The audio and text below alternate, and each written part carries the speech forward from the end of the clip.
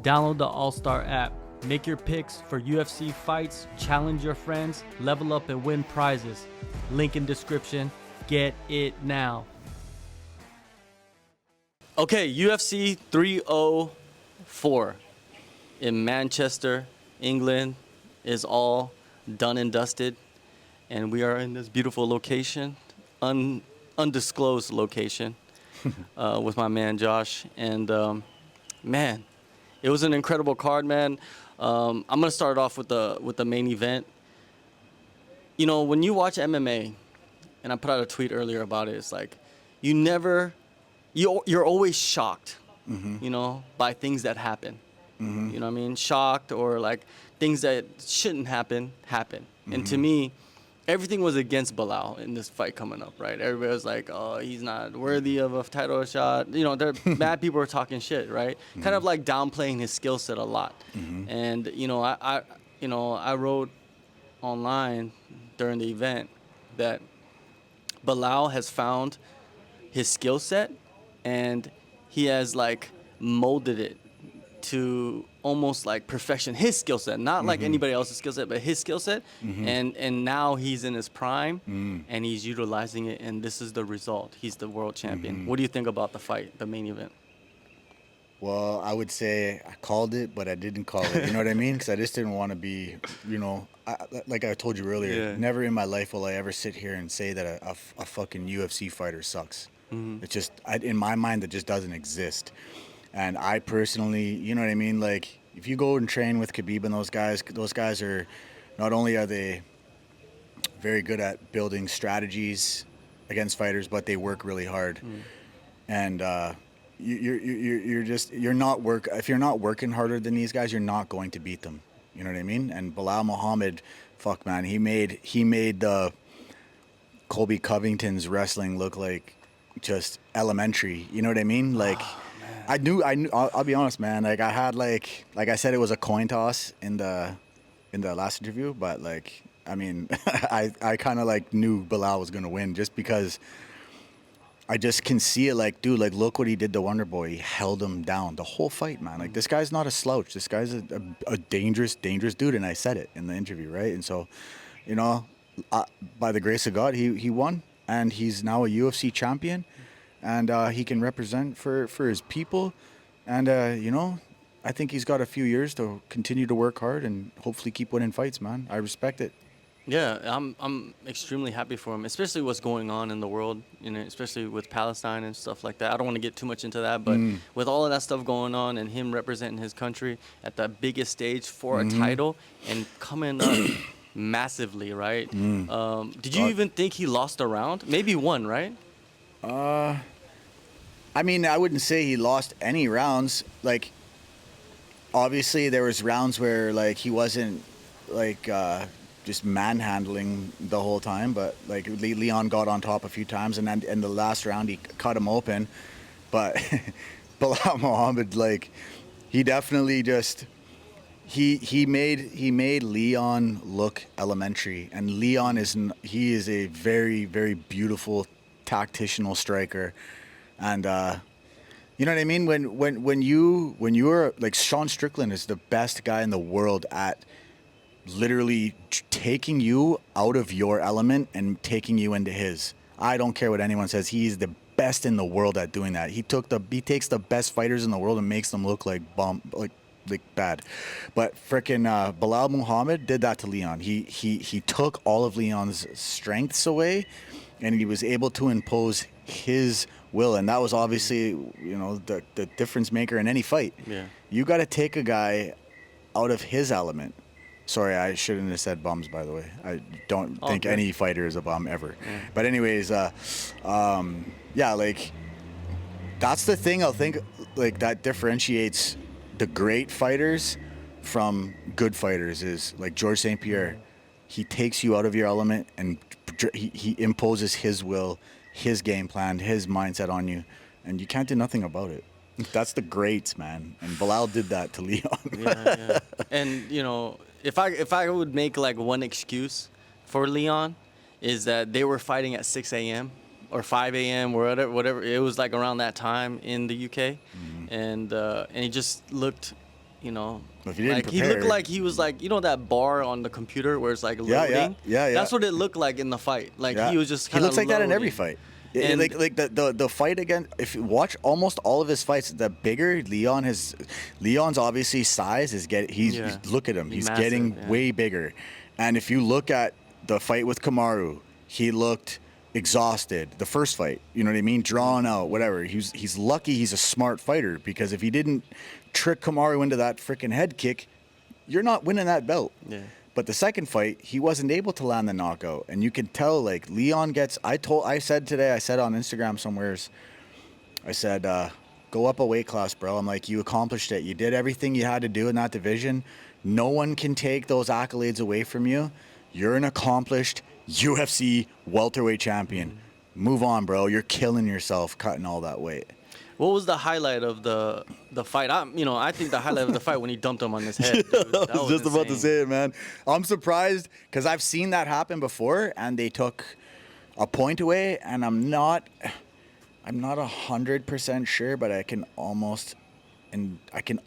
pretty sure someone's been disqualified for doing that. Yes, they have been. Someone has been disqualified for doing that. Who? It was like literally within the last 12 months, bro. Okay. I got it. I can't remember off the top of my head, but they weren't big guys. They were little guys. They were featherweights, bro. Sorry, it's all coming back to me now. Now you gotta smell something. It's gonna trigger, right? But yeah, Buddy spiked the guy on his head, and he got disqualified. And I can see that happening because, like, but the thing is, like, it also hasn't happened, the disqualification, because Jessica Andrade slammed. spiked. She didn't really Nama spike her, Yunus. but Yeah. she landed on her head, right, and then knocked her out. Nama Yunus is my favorite female fighter by far. That's a nice one. Oh man, like, dude, I love Thug Rose, dude. She is a freaking beast. Yeah, but Jessica Andrade, I believe she did that, and but it's kind of weird because he didn't really spike him. He just like he did the high crotch and just pulled him out, and then Leon kind of landed. on his Yeah. head.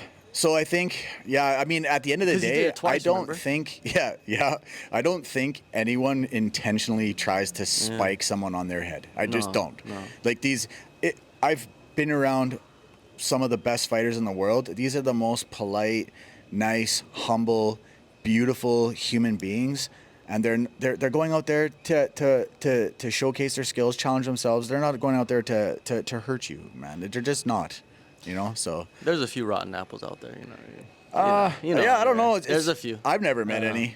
They're out there. We live in the Mecca. Yeah. So, what I liked about after the fight is that Belal comes out and says, "Yo, I'm gonna beat up everybody." Like he's taking the Volk route. Like he's like, "Okay, line them up.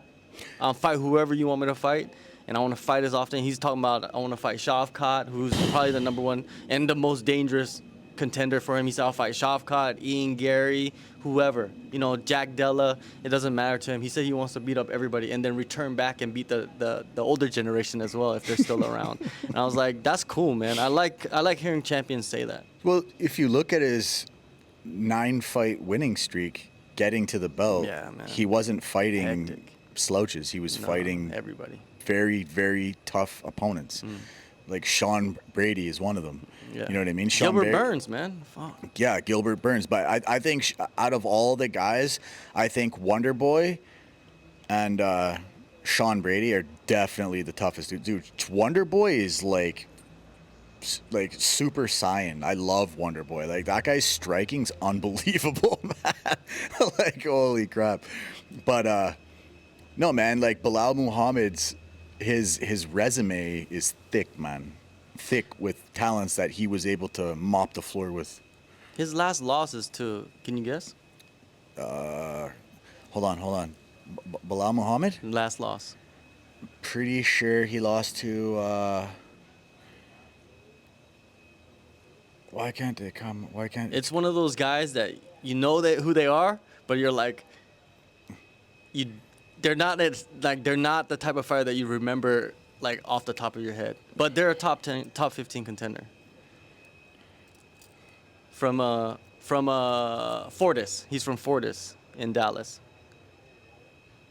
Welterweight, Jeff Neal. Jeff Neal. Jeff Neal Oh, beat yeah. him by decision. Yeah, no, but that guy's was so that long guy's ago. extremely tough too, bro. Oh yeah, for sure. I think Jeff Neal. I think that guy just needs to same thing. Stick to his strengths, man, bro. Don't because like sometimes you can get too many cooks in the kitchen and they're all telling you what they think you should do. Dude, Jeff Neal's got one punch knockout power, bro. Just go in there and just trick the other fighter and land a shot, bro. All you need to do is hit him once, bro. it's obvious. Like look what Ian Gary did with that guy. Ian Gary was not taking chances. No. You know what I mean? And I wouldn't either. He's man. a smart fighter. Ian Gary as well. Very smart fighter. Yeah, same thing as Belal. He's got foot and mouth disease, man. Yeah. Well, you know, everybody's trying to like Build trying to their make brand. headlines and Build their brand, But there's a yeah. way to do it. Yeah. And also To be spectacular. And Volkanovski is the slick. best at it. he's got to be slick. Look with at the him, man. words. Look at Volkanov, buddy, man. I can't even like watch his food show without like drooling. Like, holy crap, that guy's a genius, bro. He's a marketing genius on himself, man. Yeah, he's got. And it's all positive. Good Positive. management too. Yeah, he's not getting into beefs with Yeah, people no, online and nonsensical. Him and Belal had some kind of issue or something after the What? fight as well. Yeah. Oh, what? Like, dude, there was a fight in the crowd. A whole bunch of Yeah, fights came yeah. out in the crowd. You know what I mean? And Dude, imagine like What the mind state people are in, but they've been Yeah. all night drinking all night and whatever else they've been taking. yeah. And then it would just powder keg, right? I've been to a UFC, bro. I'm not even joking you. It was the worst experience I've ever had. Like one of the worst experiences. Like it was Shane Carwin and Brock Lesnar. Oh, no. God. It was Junior Dos Santos and Shane Carwin. Okay. My bad. That was a long time ago. That was in Vancouver. Yeah. That was a long time Yeah, ago. no, that was a long time ago. Yeah, and Well, I it's think it's like, dude, there was different in certain people, countries. dude. It was Canadians are In not Asian well countries, behaved. you go to UFCs in Asian countries, people are gonna act normal. They're not Oh, gonna yeah. be fighting each other. Like if you go to Singapore and go to a UFC, it's gonna be Yeah. it's gonna be filled with a diverse crowd, but people are not really fighting. They don't misbehave. They're not Nah, idiots. Well, nah. yeah, you don't want to go to jail in Singapore, anyways. you know what's up. You behave good. Then who do you think should be the next contender? Shavkat, Ian Gary. What's exciting for you? Like it doesn't matter like what the record is. It's like what matchup I is already exciting? know, man. Like to be honest with you, it shouldn't even be an argument, man. I think it's Shavkat.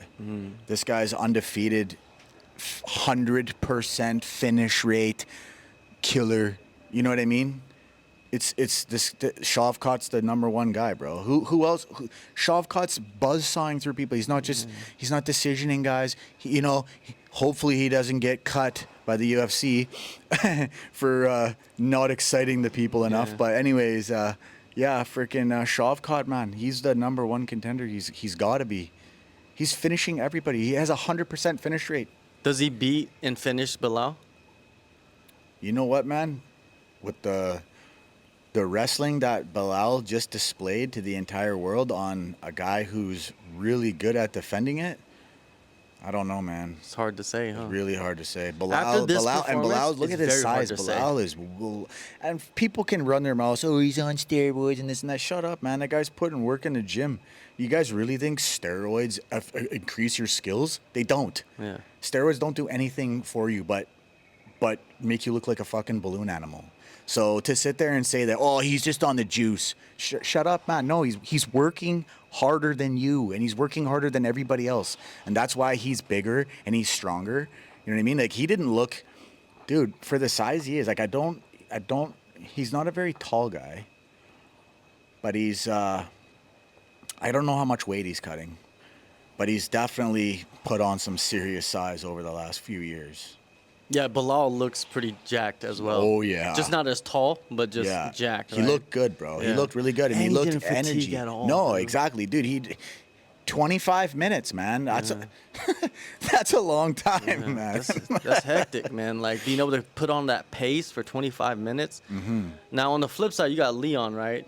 People are like, they're not even talking about rematches. Like Leon is, but nobody else cares, right? So what does Leon do? I heard the suggestion he should fight Ian Gary. There's a storyline already. Mm-hmm. Remember that rumor that Leon knocked out Ian Gary in sparring?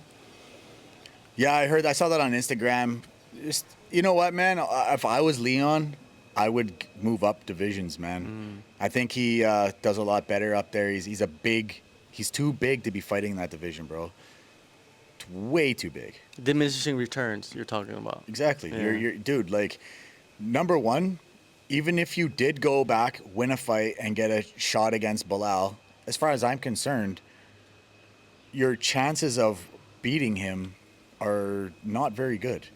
But it's not like Belal just got a razor-thin decision over you, right? He's a very bad matchup for you, unless you go to Dagestan, Russia, and start training with Khabib.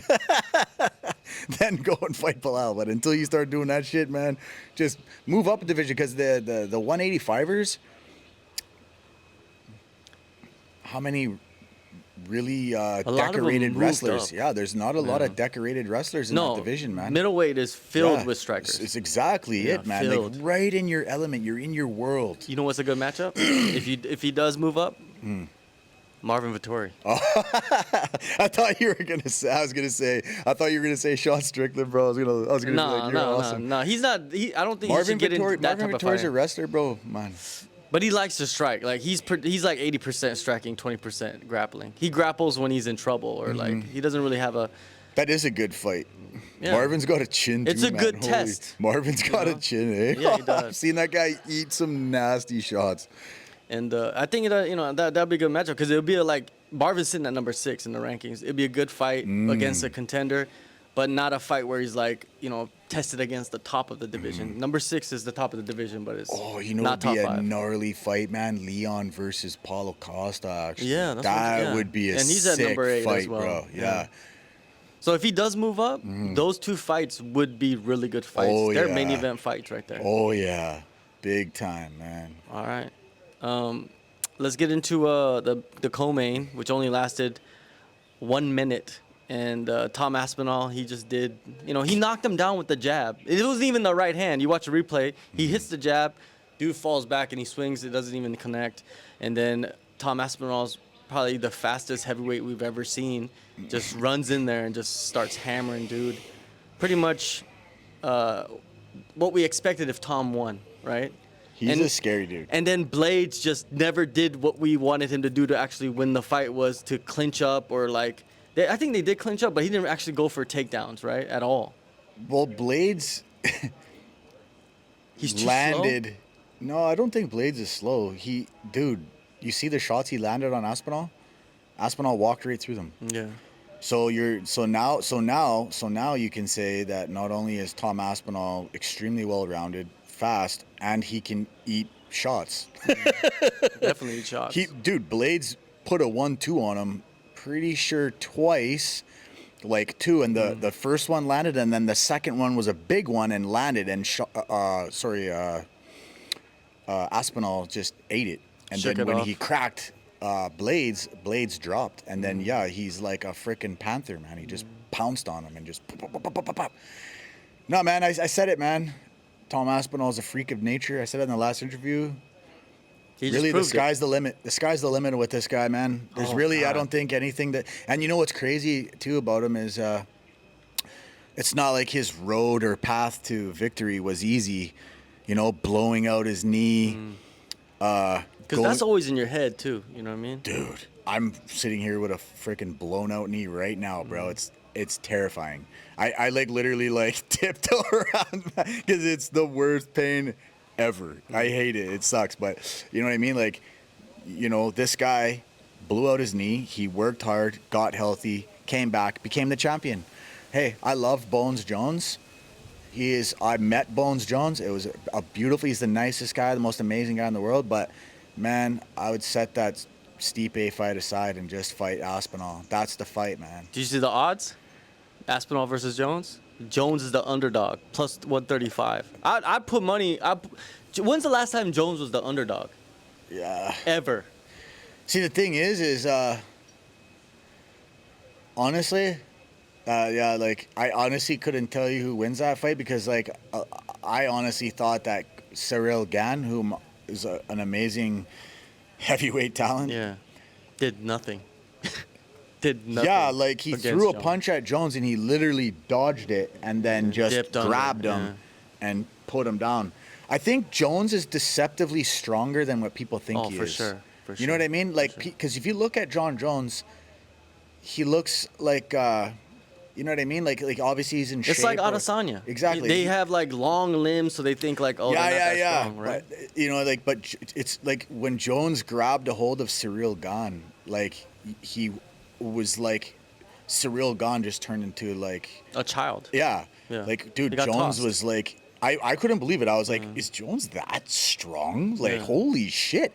Like, Cyril Gane is a very big, he looks a lot stronger than Jones, man. Like, he just looks badass, bro. I wish Jones would have went to heavyweight much earlier in his career. Yeah. Because to be honest, like there would have been like so many great fights, and I think he would have done like a Habib to the heavyweight division. Like he has great striking, but it's saying like he'll just go in and find the path of least resistance. And I think Jones being an underdog in the potential matchup, I would put money on Jones. Like just because Jones is Jones, man. You cannot bet against a guy until you see flaws. I might put a little splash on him. Like, no offense to Bon Jones, I love him, but I would not bet against. I wouldn't stake my house on against Aspinall. Would you bet on both? Like, would oh that yeah, be you can hedge it. You can hedge your bets for sure. I would, of course, I would. Yeah, you know what? I would definitely put a sprinkle on Jones just to see, but you know what I mean. You can. What I like Aspinall is just doing incredible things, man. Yeah. Aspinall's on this like skyrocketing like trajectory, right? To where it's like he could be one of the most biggest fighters the UFC has, right? They just need to stay promote healthy. him. Yeah. Hey, if you know his story, like his child, all this stuff. Yeah, like I know his whole story. Yeah, I know almost all the fighters' real stories, bro. So Because like they could promote I'm that. interested in it. You know They what I could mean? promote that, I'm a gambler, bro. I like to learn about everything, man. Like and not only that, but it's just like it's interesting to see like how a lot of these guys like just even became a fighter, man. It's cool. It's dude, we live in a world filled with pansies, and I'm just not into that. I'm a barbarian, and I love being in tune with other barbarians, man. It's just the way it is, man. For sure. So yeah, like Tom Aspinall, there's no other option. He's gonna be fighting Jones. It looks like Stipe, he'll just fight once against Jones and like leave, which is kind of a weird thing, right? I think the UFC doesn't really like that situation where. No, I think the UFC's just making a. It looks like John Jones is going to retire, which is a good idea. Yeah. If you've made all the money in the world, you know what I mean? Why keep torturing yourself? You know what I mean? It's obviously a retirement fight, man. I don't think. For both. I don't think Bones. Because like think about it, man. Bones Jones wins the fight against Stipe, which Stipe hasn't done anything to earn the win. His last fight, he got lawn chaired by Francis Ngannou. And he hasn't. What's it been like 3-4 years now? Yeah, man, that was crazy, bro. Like, and now you get a magical title shot because you know what I mean. Like, I get it. Like, the UFC needs to take care of Jones. They should. He's been there for a long time, but giving him you know what I mean? I don't know. You got to fight Tom Aspinall, as far as I'm concerned, if you want to declare yourself the best heavyweight in the world. Do you think Aspinall, like, let's say he never fights Jones, right? Jones retires, undefeated record, right? I'll put more money on them not fighting. Right. We need a money line on that. Jones' retirement after Stipe fight immediately. Could Aspinall like surpass Jones? You think? Like, do you think that we could make Jones forget about Jones? No, I don't think anybody surpasses anyone. I think everybody has their own path, their own. You know what I mean? Like, my very favorite fighter of all time is George St. Pierre. No one is ever gonna steal that thunder away from George St. Pierre, man. It's just not gonna happen. And that's just me and my thing, right? And of course I am big fans of the fighters today, but like they all carve out their own path. I don't think anybody could blotch out John Jones's career, man. That shit's an eclipse. John Jones's career is, I remember like when he fought Shogun, like holy shit. Yeah, I've never seen anyone he annihilated Shogun Rua, man. It was bad, man. Yeah. Oh, yo, I remember when I met John Jones. I was telling him, I was like, bro, because like God rest his soul, Stephen Bonner, who like the UFC is extremely lucky that him and Forrest Griffin fought on that show because the UFC probably be in the hole now. But anyways, Stephen Bonner, when he fought John Jones and John Jones like flipped him over and like landed that like spectacular like spinning back elbow, like that was just gnarly shit, bro. Like, Well, he started off with a flying knee. Yeah, Remember? yeah. He just like disrespected him, Yeah, like yeah, off the bat. totally, He's man. like, "Yo, this is my belt now. Yeah, Like, yeah. don't even think about it." And just I don't think flying I don't knee. think John Jones fought Stephen Bonner for the belt. I think they fought. I think that was like one of his fights to get up to the No, belt. it was one of the Yeah, fights yeah. to get up to the belt. Yeah. Now the last topic Mm-hmm. is Paddy Pimblett, obviously, right? Oh, Paddy the Dude, he had that baddie. arena. Like he was the That's main my event. favorite thing. But that is like one of my very favorite things about watching the UFC is like if you can get the crowd that electrified, you know what I mean? Then go in and fucking obliterate your opponent. I got your back, bro. That is unreal. That is that is exactly what I watch fighting for. Remember Pride? They Oh, had the yeah. best walkouts, bro. Yeah. They had, like that shit would just get you pumped. Yeah. But there's only a few fighters that can do it, man, in the UFC. And Paddy Pimblett is one of them. Paddy has the magic, man. Oh my god. has the magic. Electrifying. I get goosebumps, man. Dude, you got I don't know how many thousands of people were there, but you got that many people standing up for you, singing your song. Yeah. And I'm getting electric. I can't imagine the Dude, I saw electricity flowing dudes through in the his crowd veins, in their man. 50s. Yeah. It looked like they were in their 50s singing that shit. Excuse It's me. just like that shows the level of stardom that he has potential even outside of the UK, right? But the performance even better, man. Like he goes in there and just. I don't even think Paddy took no damage, and choked out Bobby Green. Almost broke his arm and off. almost broke his arm because Yeah. the referee's an idiot. But yeah, man, like people didn't expect that. That was a flawless performance, man. And they were saying like Bobby Green is just too good to do this and that, and Paddy goes in there and does this dude, you gotta respect him now, no matter what. Even if you hate his persona or whatever, you gotta respect his skill set. And it's just like it's gonna be murderer's row now for him. He's a ranked fighter, man. Dude, look at his resume. Paddy Pimblett, he's no slouch, man. This guy was a champion in other organizations. You know what I mean? Like, he lives his life the way he wants to, right? Like, people say, oh, he gets chubby and this and that. Who cares, man? Just let him live his life, man. Like, Because it's about making money for a lot of these guys. yeah, you know? man. Dude, like I said, George St. Pierre is my favorite fighter and always will be. But like Paddy the baddie, man, like he gives me the same goosebumps that George St. Pierre did when he walked to the cage, bro. He just made it electrifying, and that's what's gonna differ. That's what differentiates a lot of fighters, man. You know what I mean? Like, Then who do you think he should fight in the top 15? Because now he's going to be probably 15, right? And then you got guys like Dos Anjos. RDA is at 14. You got Jalen Turner at 13. BSD 12. Dan Hooker 11. Moicano at 10. Max Holloway at 9. Fiziev at 8. I think the UFC just, Paddy Pimblett likes to challenge himself. I'm pretty sure he called out Moicano. He did, but Moicano has a fight with what is it? Benoit Saint Denis, the French guy. Yeah, Godzilla's kids right behind you. Oh no. But yeah, I don't know. He just fought, so I'm pretty sure they could get that fight. I think that's a good matchup They for Paddy could, Pimblett. but I'm I saying think that's like, a good matchup you for think? Paddy. Yeah. Oh well, I think that's Paddy's smart, dude. Yeah. He saw the list and said, "Okay, this guy is the guy that I have a You good know who else chance is? I against." think the next best matchup for Paddy Pimblett would be Gamrot. You really Gamrot? Yeah, I think so. At Gamrot's fighting Dan Hooker soon, right? So that could be a possibility. If he maybe loses, winning, I doubt that they put that fight together. But you never know with the UFC because they want to push Paddy. Yeah. Yeah, Gamrot's pretty high in the rankings, but I mean, I don't know, man. I guess, yeah, if Moicano's out of the picture, maybe you put him up against, Jalen Turner is actually a really good matchup for him. Probably Rafa would be good because Rafa's been out for a long time. Fiziev, right? 'Cause he's Yo, been out. dude, yeah. That'll be an insane That fight. actually made me pretty frustrated when Gamrot celebrated that. Yeah, man, that was kind of. Like, you didn't win the fight, No. bro. Buddy blew his knee out. Yeah. guy, dude, I'll be honest with you, man. Rafael Fiziev is one of my favorite fighters for today. sure. He is a killer. And it's crazy that you get to see him from time to I time. met him, bro. It's awesome, bro. I couldn't believe it. I met him 2 weeks ago. I saw him. Was he 2 out weeks here? ago.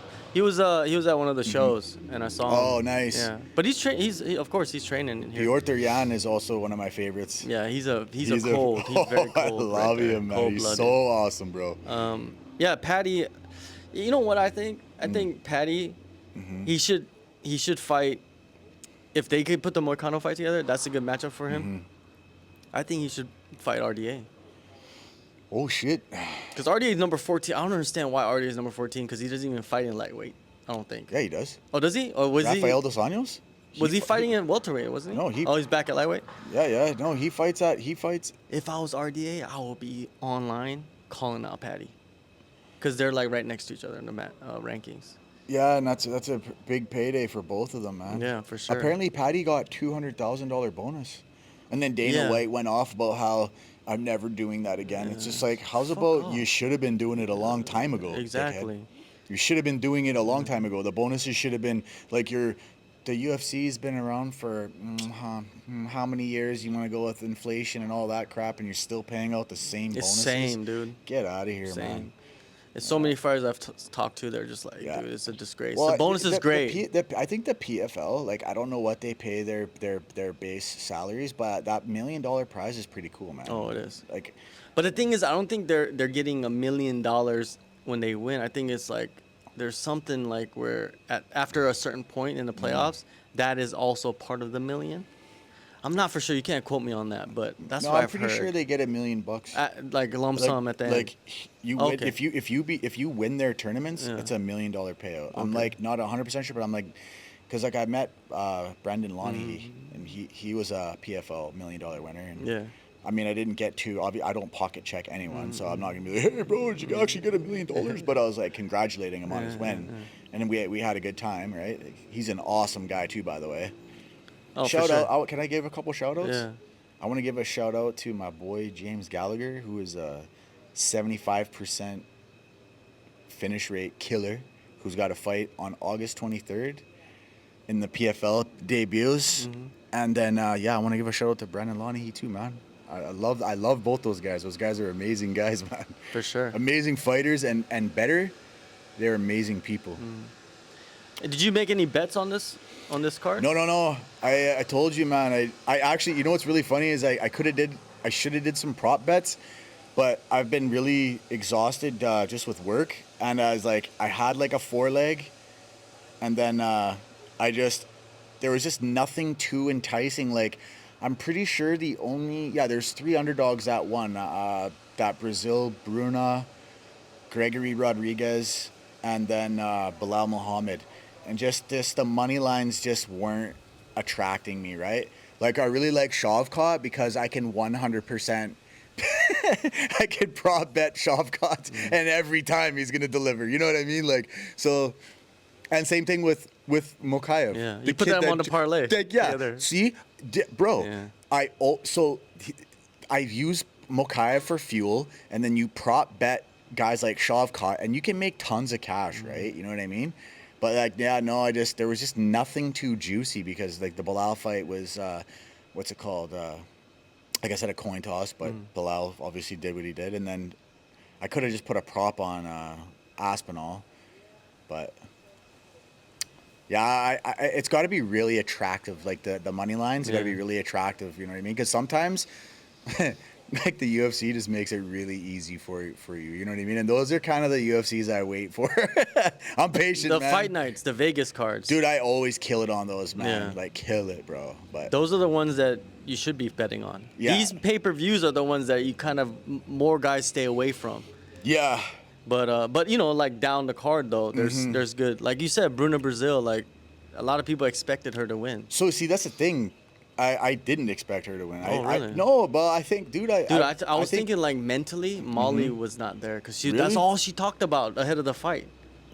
See, her mental status. She looked really. Meatball Molly's. I love her, man. She's actually made me so much money, bro. I'm not even joking you, bro. I've prop betted her. She's undercard. Yeah, yeah. I've prop betted her, and she's spinning back fist, knocking out people.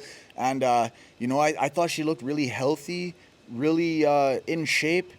And you know, like when it's sad because I've met her too, right? So it's sad to see her lose, but you know, she'll be back. Yeah, I think like the mental status of some of these fighters, if they're open about it and they kind of give you an idea of like what kind of mental state that they're in and like what camp was like for them and their mentality throughout camp, it does give you like a little peek into how they will perform. But not a huge peek, but a little peek.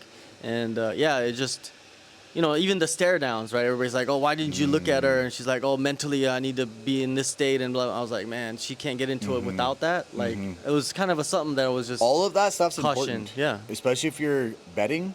It's all, like, I watch the weigh-ins. I watch everything. I watch the interviews. Like, I put it all together. I'll even study your life story, man. Like, I just will. Like, I want, you know what I mean? Because it makes it, number one, it makes it, like, a lot more fun. Right? Oh, for sure. And then you said Gregory. Shout out to Gregory Rodriguez, RoboCop, dude, one of the nicest guys you'll ever meet, but a killer, dude. And you know he's a jiu-jitsu guy too. Yeah, and he like doesn't even. Yeah. Like imagine like if when he has to use his jiu-jitsu against some people, he like right now. I'm telling you right now, Bruno Brazil. I don't know if she's gonna be a top 15 fighter. I don't know. She's beautiful. Yeah, she's a pretty girl. And RoboCop, I think he will be a top 10 fighter in that middleweight division. He's There's the a next guy, wave. His last name is Silva. He's there. He knocked Gregory Rodriguez out. This guy is a dangerous dude. He's actually. Oh yeah, I know who what you're I'm talking about. I can't remember what his name is. Yeah, Bruno? it was the fight that Bruno Silva. Bruno? Yeah, Bruno Silva. No, it wasn't Bruno Silva. It's Fajeda. Fajeda. Yeah, that's it. Bruno Fajeda. Bruno Fajeda Silva. Yeah. No, Bruno Fajeda. Oh, okay. So you're thinking Bruno Silva. Oh, my bad. Yeah, it's Bruno Fajeda. Yeah, he's the one that filled in for somebody else because RoboCop wanted to fight in Every Brazil. time I think that guy's gonna lose, bro, he knocks people out. Well, he got the death touch, but the thing is, if he doesn't land that, he doesn't really have much else. You know what I mean? If he's not landing heavy shots, and Rodriguez was just like, I'm gonna just go in there and go. What's your favorite division, bro?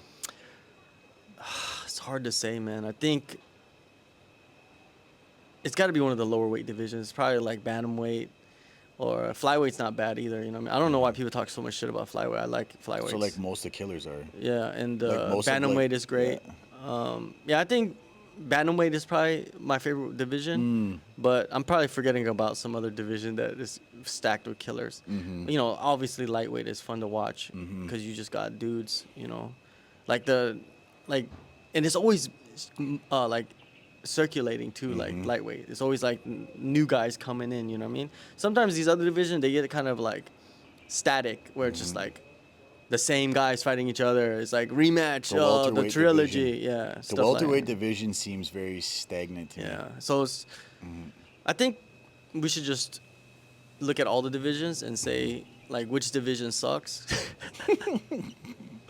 And I'm gonna say probably the featherweight women's division.